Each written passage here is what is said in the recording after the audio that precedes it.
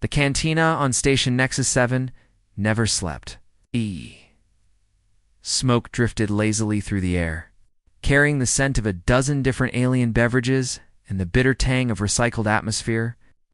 The lighting was dim, casting long shadows across tables where creatures from across the galaxy gathered to drink, gamble, and forget their troubles.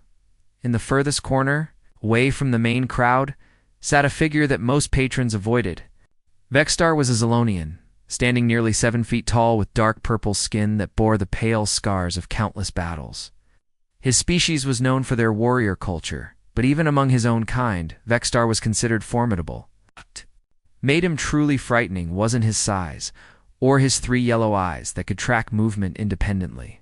It was the crude, mechanical arm that replaced his left limb, its metal fingers constantly twitching, as if remembering how to hold a weapon. Tonight, the old veteran sat alone, nursing a glass of Catraxi ale while watching the crowd.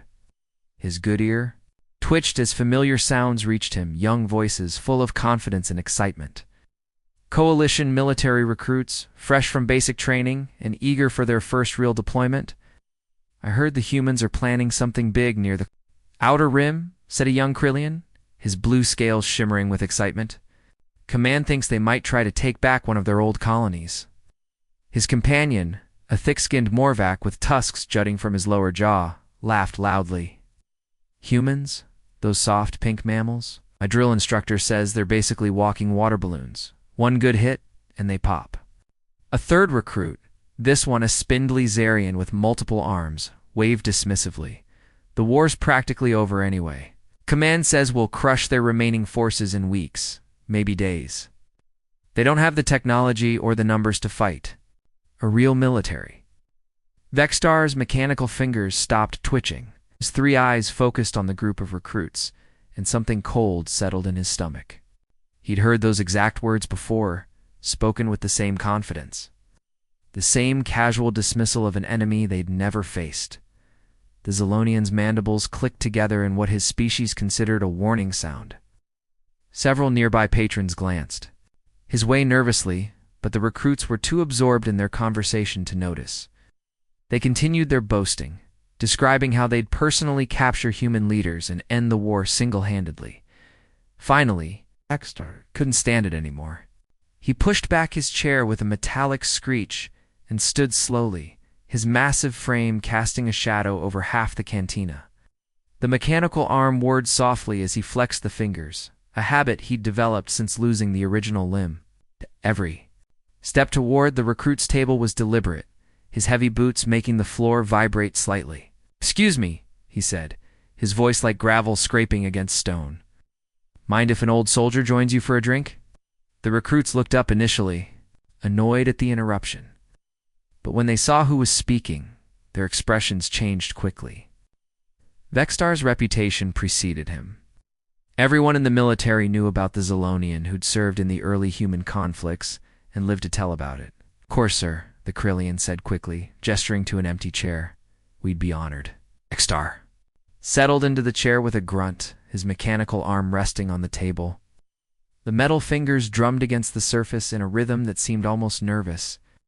He studied each recruit carefully, noting their clean uniforms, their unmarked scales and skin, the way they held themselves with the confidence of those who'd never truly faced death. "You boys were talking about humans?" he said, signaling the bartender for another round, calling them soft, weak, easy to defeat. The Morvac nodded eagerly. "That's what all the reports say, sir. They're primitive compared to coalition forces. Inferior technology, smaller numbers, limited resources. The analysts say their resistance is mostly just stubbornness at this point." Vexstar's laugh was harsh and bitter. "I thought the same thing 40 cycles ago. We all did. Called them meat sacks. And water bags. Some of the crueler soldiers had worse names." He took a long drink from his glass, his organic eye growing distant. The Galactic Coalition had everything. Superior technology, overwhelming numbers, centuries of military experience. What could these primitive bipeds possibly do against the might of a dozen worlds? The recruits leaned forward, eager for war stories. They expected tales of easy victories, of human forces crumbling before coalition superiority. Instead, Vextar's expression grew dark. Then I met Corporal Dongwook at the siege of Altera III, he continued, his voice dropping to almost a whisper. Kid was barely adult by their standards, maybe 20 of their years. Small even for a human, probably weighed less than my armor. My unit had been hunting him for 3 days through the ruins of the colony. A Zolonian's mechanical fingers clenched into a fist. We finally cornered him in a collapsed building. Nowhere to run, no weapons we could see, no backup coming. He should have surrendered. Any rational being would have surrendered, but he didn't. The Zarian asked, his multiple arms fidgeting with anticipation. Oh, he did something, Vexter said, his voice growing hollow. He looked at us 5 heavily armed coalition soldiers in full combat gear, and he smiled. Not a grin of madness or defiance, just a calm, almost peaceful smile. Then he said something in their language, something I learned later meant for home, and triggered the explosives he'd been sitting on for 3 hours. The recruits sat in stunned silence. Around them, the cantina's usual noise seemed muted, as if the universe itself was listening to the old veteran's words. The blast took out half my squad instantly, Vextar continued, his organic eye staring at something only he could see. Threw me clear across the street, which is how I lost this arm. When the medics found Dongwook's body, they discovered he'd been internally bleeding the whole time. Shrapnel from an earlier explosion had punctured his lung, damaged his liver. He was dying anyway, but he'd been waiting, planning, choosing the perfect moment to make his death count. The mechanical arm twitched again, more violently this time. That's when I learned the truth about humans. They don't just fight wars the way we do, following rules and protocols and seeking victory through superior force. They become weapons. Themselves, turning their own mortality into something we never expected to face. Vextar finished his drink and stood slowly, his imposing frame casting shadows across the now silent table. You boys still think humans are soft? Still believe you'll crush them in weeks? He leaned forward, his 3 eyes focusing on each recruit in turn. Then you're about to learn the same lesson I did, the hard way. As he turned to leave, the Krillian found his voice. Sir, what happened to the rest of your unit? The ones who survived? Vextar paused, his scarred face turning back. Toward them, most didn't survive the war. Those who did, well, they're not the same beings who went. None of us are. He looked at his mechanical arm, the crude metal fingers still twitching with phantom memories. Humans change you whether you win or lose. Remember that when you meet them? The old veteran walked away, leaving the recruits to sit in uncomfortable silence, their earlier confidence shattered like glass. The cantina's normal sounds gradually returned, but the shadow of his words lingered, a cold reminder that some enemies were far more dangerous than they appeared. The bartender, a 6-armed Nexarian with skin like polished obsidian, approached their table with a tray of fresh drinks. Vextar's mechanical fingers wrapped around his glass, the metal making soft clicking sounds against the surface. The recruits watched nervously as the old veteran took a long drink, his 3 eyes still distant with memories. You want to know about real warfare? Vextar said finally, setting down his glass with deliberate care. Let me tell you about Kepler 440b. Beautiful world, really. Rolling hills covered in crystalline formations that caught the light of twin suns. The humans had been mining there for maybe 50 years, pulling rare metals from deep underground tunnels. The Morvac recruit shifted in his seat. Mining world sounds simple enough. Civilians, right? No military installations? That's exactly what Command thought, Vextar replied, his voice carrying a bitter edge. Intelligence reports showed 30,000 humans, mostly families of miners and support staff. A few security guards, maybe some old hunting rifles. Command gave us 3 days to secure the entire planet and begin extracting valuable prisoners for interrogation. He paused, watching the expressions on the young faces around him. They still looked confident, still believed in the superiority of coalition forces, just like he had all those years ago. And the landing went perfectly, Vextar continued. Dropships touched down without opposition. No anti-aircraft fire, no defensive positions, nothing. The humans seemed to have abandoned the surface completely. My commanding officer, General Dekvar, actually laughed when he saw how easy it was. He started talking about being back on the command ship by dinner. The Zolonian's mechanical arm began its nervous twitching again. We moved into the main settlement, expecting to find cowering civilians ready to surrender. Instead, we found empty buildings and silence, not the kind of silence that comes from evacuation, the kind that comes when someone's watching you from the shadows. A Zarian recruit with nervous energy asked, "Where were they hiding?" "Everywhere and nowhere," Vexter answered. The humans had a mining engineer named Hyensu leading their defense. I never saw her face during those 8 months, but I heard her voice almost every day. She knew those tunnels like they were part of her own body. Every shaft, every support beam, every weak point in the rock. Vextar's organic eye focused on something beyond the cantina walls. Hyensu had turned the entire underground mining network into a weapon. Miles and miles of tunnels, some natural caves, others carved by generations of human miners. She'd studied our tactics, our equipment, our weaknesses. While we were planning a simple occupation, she was preparing for a war. The recruits leaned closer as Vextar's voice dropped. The first attack came on day 2. Half my squad was moving through what looked like an abandoned mining facility when the floor just disappeared. Hyensu's people had quietly removed support beams and filled the space with mining explosives. 3 soldiers fell into a pit filled with sharpened metal beams. The survivors were picked off by snipers firing from concealed positions in the SEHS tunnel walls. "But you had superior technology," the Krillian protested. "Advanced sensors, heavy weapons, armor that should protect against primitive explosives." Vextar laughed, but there was no humor in it. Superior technology means nothing when the enemy controls the ground beneath your feet. Our sensors couldn't map the full tunnel network because the humans had been digging for decades. Our heavy weapons were useless in narrow passages where we couldn't maneuver.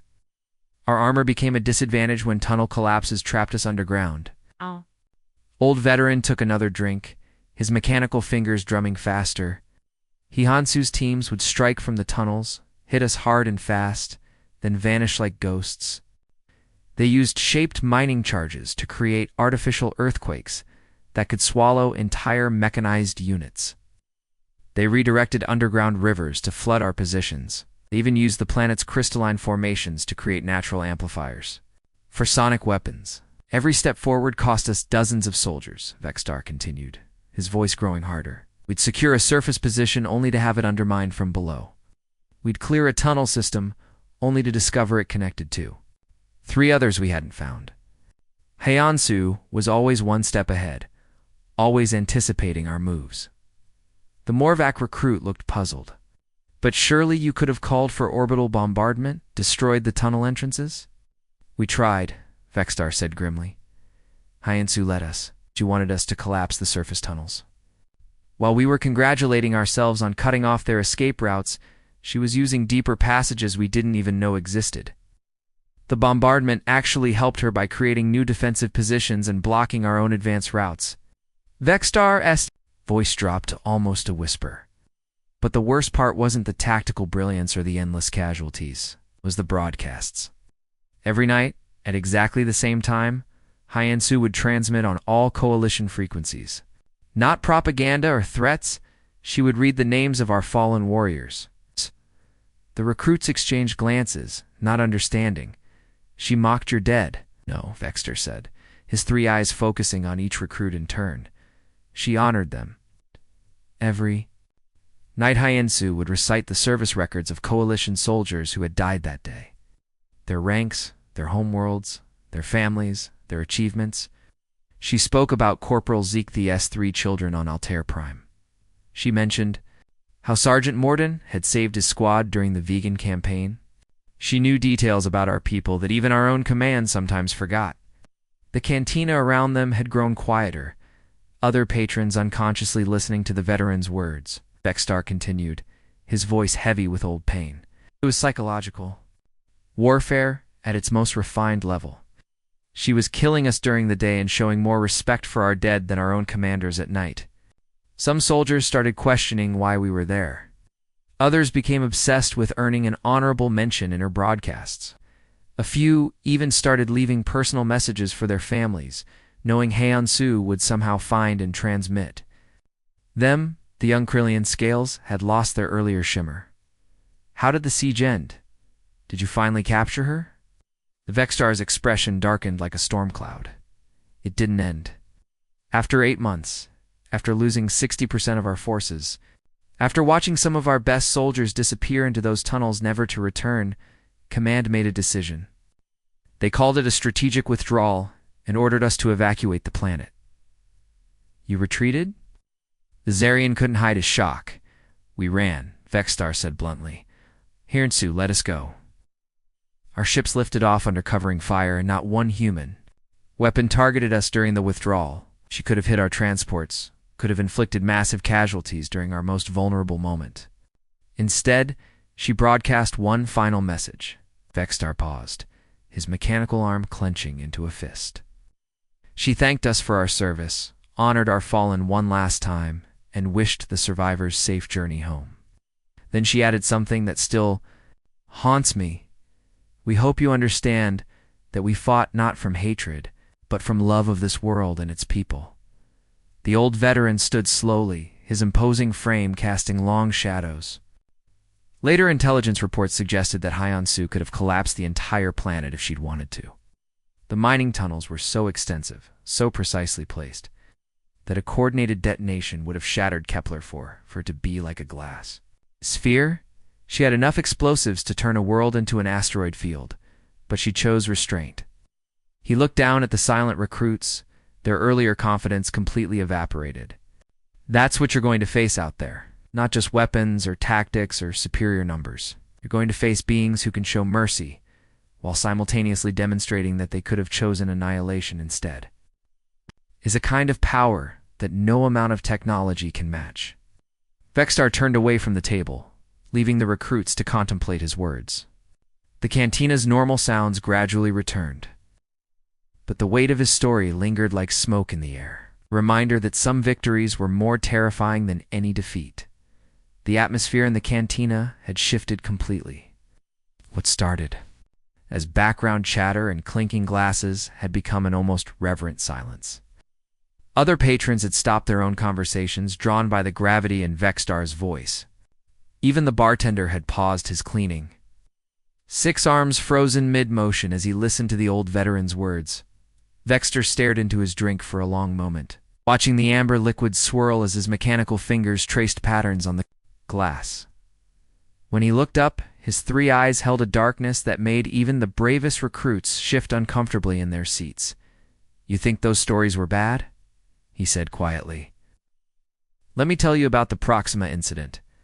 That's when I learned that humans don't just fight differently, they think differently. Their minds work in ways that still give me nightmares 40 cycles later. The Zilonian's voice grew distant, as if he was seeing events from long ago playing out before his eyes. We were part of Battle Group Omega, 12 heavy cruisers and their support vessels. Our mission was intelligence gathering, capture human personnel, and extract information about their military capabilities, supply routes, hidden bases, standard coalition procedure for any extended campaign. He paused to take a drink, his mechanical arm trembling slightly. The operation went smoothly at first. We'd intercepted several human transport ships over the course of 2 weeks. No military vessels, just civilian craft carrying supplies and personnel between their colonies. We followed protocol, disabled their engines, boarded them, secured the crew for interrogation. One of the recruits, a young Krillian whose scales had lost their earlier shimmer, asked nervously, "How many prisoners did you take?" 347. Vexstar answered immediately. The number burned into his memory. Men, women, even some of their elderly. We kept them in the holding bays of our command ship, the destroyer-class vessel Eternal Victory. They were treated according to coalition standards, adequate food, medical care, no unnecessary violence. We weren't monsters, just soldiers following orders. The old veteran's mandibles clicked together in what his species considered a sign of deep anxiety. For 5 days, everything proceeded normally. The interrogations were yielding useful intelligence about human supply networks and civilian infrastructure. Command was pleased with our progress. Then our long-range sensors detected something that changed everything. Vexstar's mechanical fingers began their familiar drumming against the table, the sound sharp and irregular in the quiet cantina. A human fleet had dropped out of hyperspace at the edge of the system. Not a large force, maybe 8 ships total. But something about them was wrong. Our sensors couldn't get clear readings on their hulls, and their energy signatures were unlike anything we'd seen before. What made them different? Asked the Zarian recruit, his multiple arms fidgeting with nervous energy. They were broadcasting on all frequencies, Vexter replied, his voice dropping to barely above a whisper. A simple message repeated over and over in perfect coalition standard: we want our people back. We are prepared to negotiate. The voice belonged to someone calling himself Admiral Jae-soon. The recruits leaned forward, drawn in despite their growing unease. Around them, the cantina had become so quiet that the hum of the station's life support system seemed loud by comparison. Our commanding officer, Admiral Korthax, was confident, Vexstar continued. We outnumbered them, outgunned them, had superior positioning. He opened communications expecting to dictate terms of surrender. Instead, Admiral Jae-soon made a simple statement that froze the blood in our veins. Vexstar's organic eye focused on something beyond the cantina walls. Jae-soon said, Admiral, we are all dying. We have perhaps 6 hours left to live. We would prefer to spend those hours rescuing our people, but we are prepared for other options if necessary. Dying? The Morvac recruit's tusks clicked together nervously. From what? That's exactly what Admiral Korthax asked, Vexstar said. Grimly, Jae-song's answer was worse than any threat we could have imagined. He explained that every human on those 8 ships had deliberately infected themselves with a biological agent, engineered pathogen that would kill them quickly, but had been specifically designed to devastate coalition species slowly and painfully. The mechanical arm clenched into a fist so tightly that servo motors whined in protest. Our medical scanners confirmed it. The pathogen was already in their bloodstreams, already beginning to shut down their organs. But the truly terrifying part was how it had been engineered. Human physiology would process it in hours, but coalition biology would take weeks to die from it. Weeks of agony as it systematically destroyed every major organ system. Vexstar took a shaky drink before continuing. Jae-soon himself was already showing symptoms during the negotiation. Blood was seeping from his eyes. His voice was getting weaker, and our sensors detected massive internal hemorrhaging. His entire crew was in the same condition, dying by degrees as they spoke to us. But surely it was a bluff, protested the Krillian. No one would actually kill themselves for prisoners. That's what Admiral Korthax thought, Vexter said. With bitter laughter, he called Jae-sung's bluff, threatened to execute the human prisoners if the fleet didn't withdraw immediately. Do you know what the human admiral said in response? The recruits shook their heads, too absorbed in the story to speak. Jae-sung said, Admiral, I understand your position. However, we came here to retrieve our people or die trying. Those are the only 2 outcomes we're prepared to accept. Then he added something that still haunts me. We have already accepted death. The only question remaining is whether we die alone or take your entire battle group with us. Vexstar's voice became hollow, empty of emotion. Our tactical officer reported that the human ships had begun moving toward our formation. Not attack runs or evasive maneuvers, direct collision courses. They were going to ram us hulls full of biological weapons that would doom everyone they touched. What did your admiral do? Asked the Zarian, his voice barely audible. He blinked first, Vexstar admitted. Admiral Korthax had fought in dozens of campaigns, faced every kind of enemy the galaxy had to offer. But he'd never encountered beings who could turn their own death into a weapon. The idea that someone would deliberately die to achieve their goals was completely outside his understanding of warfare. The old veteran stared at his mechanical arm, watching the fingers twitch with phantom memories. We made the exchange, transferred all 347 human prisoners to neutral shuttles, while Jae-sung's ships maintained their approach. The humans were calm, professional, even grateful for how we'd treated their people. No hatred, no threats of revenge, just quiet determination to complete their mission. And then, prompted the Morvok. We watched from a safe distance as the human fleet retrieved their people and began to withdraw, Vexstar said quietly. Admiral Jasum transmitted one final message. Thank you for your cooperation, Admiral. We hope this demonstrates that humans prefer negotiation to violence, but we are prepared for either. The cantina was so quiet now that individual breathing sounds were audible. Vexstar's mechanical fingers had stopped their drumming, frozen in position as he relived the memory. Every single member of Jasung's crew died within the hour, exactly as they'd planned, he continued, his voice barely above a whisper. Our long-range sensors tracked their ships until the life signs went dark, one by one. They'd saved their people and kept their word about the timeline of their own deaths. Vexstar looked up at the recruits, his three eyes reflecting a pain that went beyond physical wounds. That's when I understood the true horror of fighting humans. They don't just use weapons or tactics or superior numbers.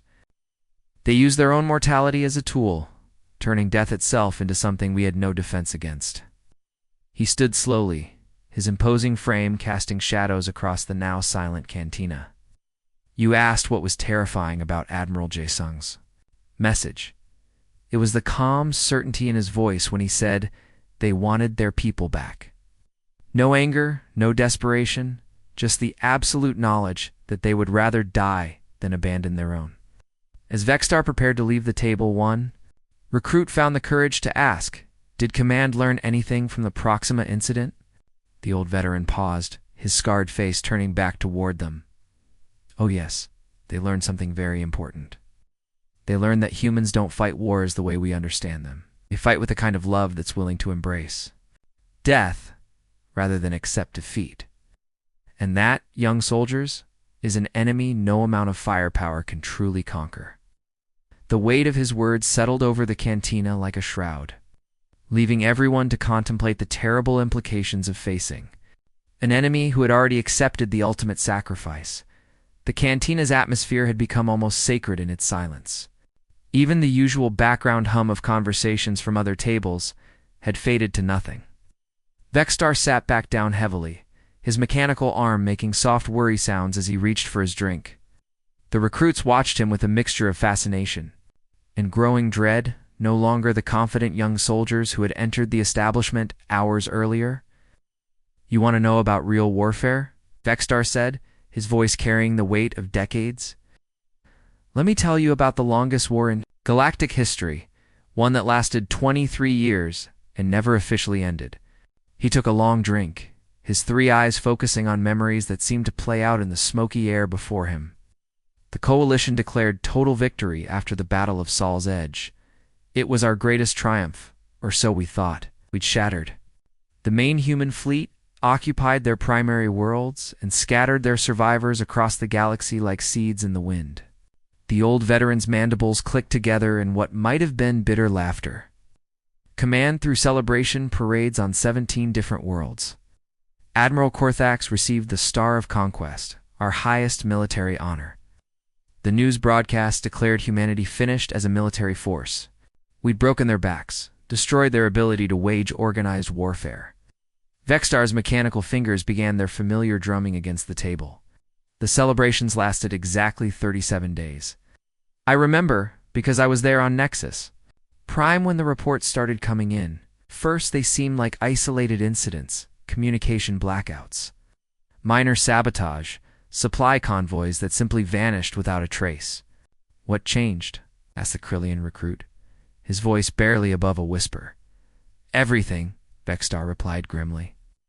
The humans didn't retreat in the way we understood military withdrawal. They didn't regroup on some distant world or establish new bases. They simply disappeared. Into our colonies, our trade routes, our administrative centers, they became invisible. The Zolonian's organic eye grew distant as he continued. Take Yunji, for example. Beautiful human female, maybe 30 years old when she first appeared on Kepler Station, applied for a job as a civilian translator, claimed to be a refugee from one of the occupied worlds. Her credentials checked out, her story was believable, and we needed linguists who could work with multiple human dialects. Vexstar paused, his mechanical arm servos whining softly. She was perfect at her job. Learned to speak Zilonian, Krillian, Zarian, and a dozen other coalition languages with native fluency. More than that, she understood our customs, our social structures, our way of thinking. Within 2 years, she was handling sensitive communications between different species, military units. The recruits exchanged glances, beginning to understand where the story was heading. The Morvac leaned forward, his tusks clicking nervously. How long did she work there? 15 years, Vexstar said simply. 15 years of faithful service. She received commendations for her work, made friends among the station personnel, even dated a Zilonian communications officer for 3 years. Everyone trusted her completely. The old veteran's voice grew harder. She knew every security protocol on Kepler Station, every guard rotation, every system vulnerability, every emergency procedure. She'd helped write some of the updated security manuals herself. When maintenance needed to be done on sensitive systems, Yunji was often the one translating technical specifications between species. What happened? Is the Zarian, though his multiple arms were already trembling with anticipation? One night, during what should have been a routine shift change, Yunji disappeared from her quarters. Vexstar continued. At exactly the same time, Kepler Station's entire defense grid went offline. Not damaged, not destroyed, simply shut down through administrative access. She'd used her 15 years of accumulated knowledge to disable every weapon system, every shield generator, every emergency protocol in exactly 47 minutes. The recruits sat in stunned silence as Vexstar's mechanical fingers clenched into a fist. By the time security realized what was happening, she'd already transmitted detailed fleet positions, patrol schedules, and tactical plans to human resistance cells across 3 sectors. 23 coalition ships were ambushed in the following week because of intelligence she provided. Did you catch her? The Krillian asked nervously. Vexstar's laugh was hollow. Catch her? Never even saw her leave. Security recordings showed her entering her quarters for the night shift. But somehow she vanished without triggering a single alarm or appearing on any exit monitor. It was like she'd simply become invisible. The old veteran took another drink, his expression growing even darker. But Yunji wasn't unique. There was Jinho on Arcturus Prime, ran a legitimate cargo shipping business for 12 years, transported goods between coalition worlds, paid his taxes, followed every regulation perfectly. He even saved 3 Zilonian children from a transport accident, risking his own life to pull them from a burning shuttle. Vexstar's voice dropped to barely above a whisper. Jinho was beloved in his community. Other business owners recommended him to new clients. Coalition military personnel used his services for personal shipments. He had access to cargo manifests, shipping schedules, and transport routes across dozens of worlds. Let me guess, said the Morvac grimly. He was smuggling weapons. Weapons. Intelligence, personnel, you name it, Vexstar confirmed. When Jinho finally disappeared, investigators found that he'd been running the largest resistance supply network in the Outer Rim for 12 years. He'd been moving human operatives and equipment right under our noses, using legitimate cargo. Runs as cover. The mechanical arm twitched more violently as Vexstar continued. The worst part was discovering how deep his network went. Jinho had recruited other humans living in coalition space, refugees we thought we'd integrated into our society, shopkeepers, mechanics, teachers, even medical personnel. They'd all been working together, sharing information, preparing for operations that wouldn't come for years or even decades. How many were there? Asked the Zarian, his voice tight with fear. We never found out, Vexstar admitted. Every investigation led to more questions, more hidden connections. It's a human nurse on Vega Prime who'd been documenting coalition military medical procedures. A maintenance worker on Centauri Station who'd been mapping critical infrastructure vulnerabilities. A teacher on Kepler 7 who'd been identifying the children of coalition military officers. The cantina around them had become a bubble of silence in the midst of the station's normal activity. Other patrons sat frozen, drinks forgotten, as they absorbed the implications of the veteran's words. You have to understand, Vextar said, his three eyes focusing on each recruit in turn. These weren't infiltrators in the traditional sense. They lived among us for years, sometimes decades, formed genuine relationships, contributed to their communities, even fell in love with coalition citizens. But they never forgot what they were, or why they were there. His voice became hollow. With old pain, the war never ended after Saul's Edge. It just became invisible. Every human weed scattered across the galaxy became a potential sleeper agent, a walking weapon waiting for the right moment to activate. They learned to think like us, act like us, even love like us. But underneath it all, they remained human. Vextar stood slowly, his imposing frame casting long shadows across the table. That's what made them so dangerous. They understood us better than we understood ourselves. They could predict our reactions, exploit our weaknesses, and strike at our most vulnerable points because they'd spent years studying us from the inside. He looked down at the silent recruits, their earlier confidence completely shattered. Some coalition analysts estimated that there might have been thousands of human sleeper agents scattered across our territory. Others thought it could have been tens of thousands. The truth is, we never knew. We still don't know. The old veteran's mechanical fingers flexed one final time. Every human civilian you encounter could be exactly what they appear to be, a refugee, a traitor, a settler, looking for a new life.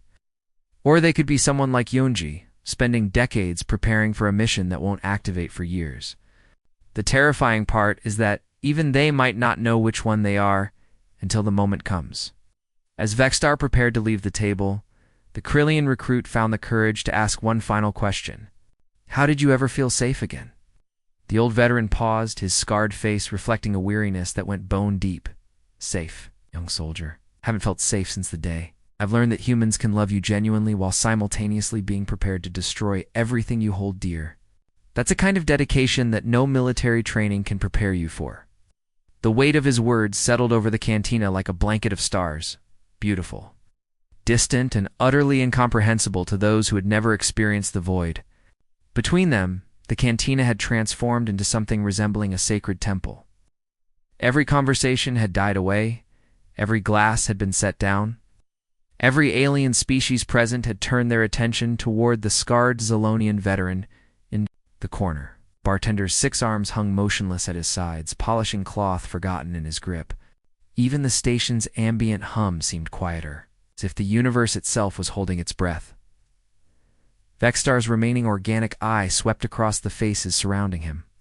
Not just the recruits at his table, but dozens of other patrons who had quietly moved closer during his tales. Krillians with their shimmering scales, Morvacs with their imposing tusks, delicate Xerians with their multiple limbs, and representatives of species from across the galaxy. All of them warriors, traders, or civilians, who had lived through the human conflicts. All of them understanding the weight of what they were hearing. You want to know the real reason this war ended? Dexter asked, his mechanical fingers stilling for the first time in hours. You want to understand why the mighty Galactic Coalition, with all its superior technology and overwhelming numbers, suddenly decided to offer humans equal partnership instead of total extermination? The recruits nodded eagerly, but their enthusiasm was tempered now by the growing dread of what they might learn. Around them, older veterans shifted uncomfortably, some already knowing pieces of the story Vextar was about to tell. It happened during what history calls the Vega demonstration. The old Zolonian continued, his voice carrying across the silent cantina. By this point, the Shadow War had been going on for 15 years. Human sleeper agents were striking at coalition targets. Across the galaxy, our military was paranoid, seeing potential enemies in every human face. Some commanders were advocating for complete genocide, the systematic elimination of every human in coalition space. Vextar's mechanical arm began to move again, but slowly, deliberately, as if each motion was carefully calculated. That's when Captain Sung-Ho appeared. No one knew where he'd come from or how he'd acquired his ship. It was an old human vessel, barely larger than a courier craft, with energy signatures that our sensors couldn't properly identify. He dropped out of hyperspace at the edge of the Vega system and transmitted a message that changed everything. Ow. Veteran paused, his three eyes focusing on something beyond the cantina's walls. The message was simple. Broadcast on all Coalition frequencies in perfect galactic standard. This is Captain Sung-Ho of the Terran Resistance. I am here to demonstrate something important. What you are about to see represents what we can do. More importantly, it represents what we choose not to do. A young Krillian recruit leaned forward, scales dim with anxiety. What did he demonstrate? He killed a star, Vexstar said simply. The silence that followed was absolute. Even species that didn't require oxygen seemed to hold their breath. Killing stars was the stuff of ancient legends, theoretical physics, and technological fantasies so advanced that most civilizations considered it impossible. Not destroyed, Vexstar clarified, his voice barely above a whisper. Sung-Ho didn't blow up Vega's secondary star or cause it to go supernova. It would have been crude, destructive, the kind of thing anyone with enough antimatter could achieve. What he did was far more sophisticated and infinitely more terrifying. The mechanical arm clenched slowly into a fist.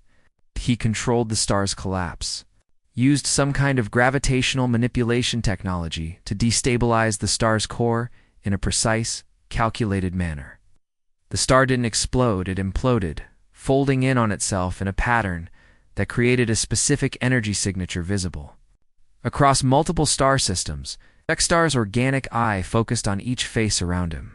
Our astrophysicists analyzed the collapse pattern for months afterward. The energy signature wasn't random.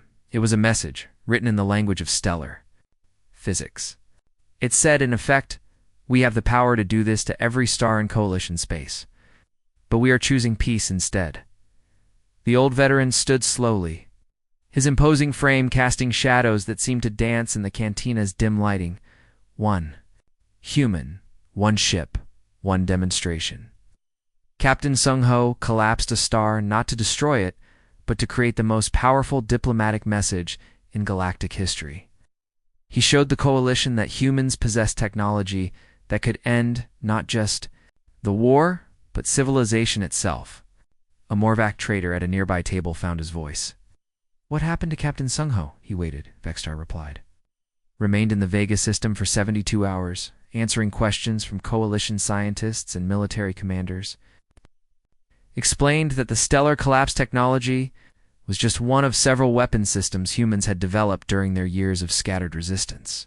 He described orbital weapons that could strip the atmosphere from inhabited worlds, biological agents that could sterilize entire star systems, and gravitational bombs that could shatter planets like glass spheres. The mechanical fingers unclenched, servos whining softly.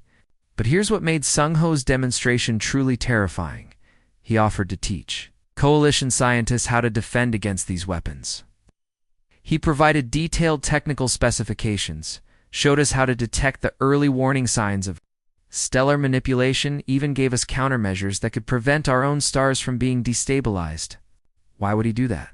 Asked Azarian, with confusion evident in his multiple voices. Because Vexstar said, his voice carrying a weight that seemed to press down on everyone present. Humans had already decided they didn't want to be conquerors. They wanted to be partners. Sung-Ho's message wasn't surrender or die. It was let's work together, or we'll all destroy each other. The cantina remained frozen as Vexstar continued. Within a month of the Vega demonstration, Coalition High Command had authorized full diplomatic negotiations. The Terran Accords were signed 6 months later, granting humans equal status within the Coalition and establishing joint research programs for peaceful applications of their advanced technologies. He looked around the room, taking in the faces of beings from dozens of different species. That's how a war that had raged for decades ended. Not through superior firepower or tactical brilliance, but through the sheer audacity of giving the galaxy a choice, coexistence or mutual extinction. One of the original recruits, the young Krillian who had started this conversation hours earlier, finally found the courage to speak. Why are you telling us all this? Vexstar's scarred face turned toward him, all three eyes focusing with an intensity that made the young soldier want to disappear. Because tomorrow morning, you're shipping out to the Centauri sector for joint operations with human forces. You're going to be working alongside the same species you were calling soft mammals and water bags when you walked in here tonight. The old veteran began moving toward the cantina's exit, his heavy steps echoing in the silence. Then he paused, turning back with what might have been amusement on his alien features. Oh, and recruits? The human liaison officer you'll be working with? Her name is Lieutenant Commander Haijin. She's the daughter of that mining engineer Heiansu I told you about earlier. The one who turned an entire planet into a weapon and then chose mercy over victory. The mechanical arm word as he gestured toward them. Try not to underestimate her, the way we did her mother. Haijin grew up hearing stories about the war from someone who lived through it. She knows things about coalition tactics and psychology that most of our own generals have forgotten. As Vexstar reached the cantina's entrance, one recruit called out desperately, "How do we know you're telling the truth? How do we know any of this really happened?" The old veteran paused in the doorway, his massive frame silhouetted against the corridor lighting beyond. "Ask Haijin when you meet her," he said, his voice carrying clearly across the silent room. "She'll tell you stories that make mine sound like children's fairy tales. Stories about what humans are really capable of when they choose to show restraint instead of unleashing their full potential." He stepped into the corridor and added one final comment that froze the blood in every listener's veins. "And remember, young soldiers, every human you'll meet out there has made the same choice. Captain Sung-ho made it Vega. They could end us all, but they've chosen not to. That's not weakness. That's a kind of strength no military academy in the galaxy teaches." The cantina remained silent long after Vexstar's footsteps had faded into the distance. Slowly, gradually, the normal sounds of conversation and activity began to return, but they were muted, subdued, as if everyone present had been fundamentally changed by what they'd heard. The recruits sat frozen at their table, staring at drinks they no longer wanted, contemplating a universe that had become far more complex and dangerous than anything their training had prepared them for. Tomorrow, they would meet humans, not as enemies to be defeated, but as partners, whose restraint was the only thing standing between civilization and annihilation. Somewhere in the darkness of space, humans moved among the stars, not as conquerors, seeking domination, but as guardians who had learned that the greatest victory was choosing not to win at all. And in cantinas and gathering places across the galaxy, old veterans would continue to tell their stories, ensuring that no one would ever again make the mistake of underestimating the species that had turned mercy into their most terrifying weapon, the end.